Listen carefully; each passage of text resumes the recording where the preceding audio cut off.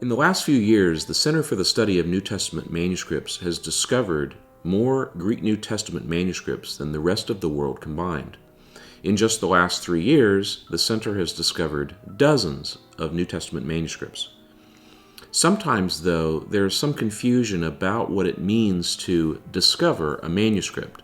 For many people, the idea that comes to mind is an archaeologist digging a manuscript out of the ground after it has been buried for centuries. Although some manuscripts have been unearthed in this way in the past, this kind of discovery is the exception and not the rule. The actual process of manuscript discovery can best be illustrated by describing what happens when we go on a typical photographic expedition to a library or a monastery in Europe, for example.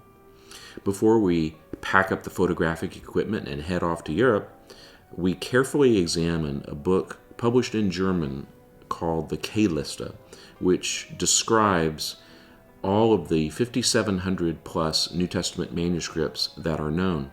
The K-Liste contains detailed information on all these New Testament manuscripts, including its dimensions, its date, the contents, whether it's Gospels, Epistles, or Revelation, and other important information about that manuscript. Before we go on an expedition, we look over this data in order to get an idea of what we plan to photograph on that expedition. Once we arrive at a destination, we compare the information in the K-Liste to the manuscripts that are actually on the shelves in that library. We also examine all information from in-house catalogs that the library might have. Then we ask some questions. Are there manuscripts on the shelf that are not described in the K-Liste? Has the local catalog been updated recently? Have any manuscripts been misplaced or lost? As a result of these comparisons, it is common to find that the various sources of information do not line up exactly. And sometimes the information in a local catalog is not identical with what is in the K-Liste, such as catalog numbers that have changed over the decades, or different conclusions in determining the date of a manuscript. Most of the time, these differences are not very important. Sometimes, though, we find that the library has manuscripts that are not listed in the K-Liste at all. This is normally what we mean by discovering a manuscript. It is not that no one has ever known of its existence, since the manuscript had to get into the library somehow in the first place. What it means, though, is that the community of scholars that examine these manuscripts is not aware of its existence. It is likely that the newly discovered manuscript has never been completely examined by scholars.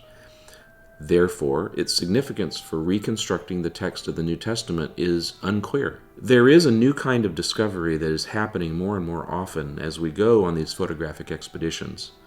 The discovery of a manuscript within another manuscript.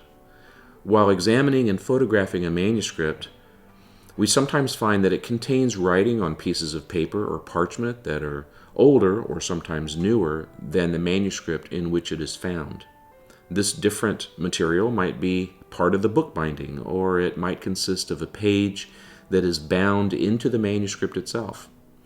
One discovery happened last year when a newly discovered manuscript was found to contain yet another newly discovered manuscript inside. Another kind of discovery happens when a piece of parchment has been scraped over by a scribe who wanted to cannibalize that page for his own manuscript.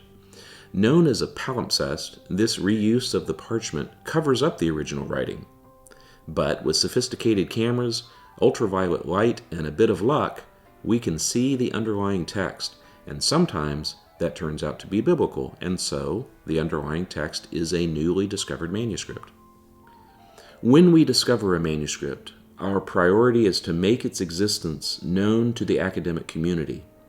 The main way we do this is to report the finding to the Institute for New Testament Textual Research in Münster, Germany, the publishers of the K-Liste.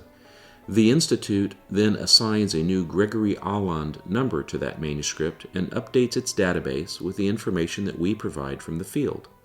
Whenever possible, we also post the images of that new manuscript on the internet, so that scholars around the world can view this manuscript and assess its significance for New Testament textual studies.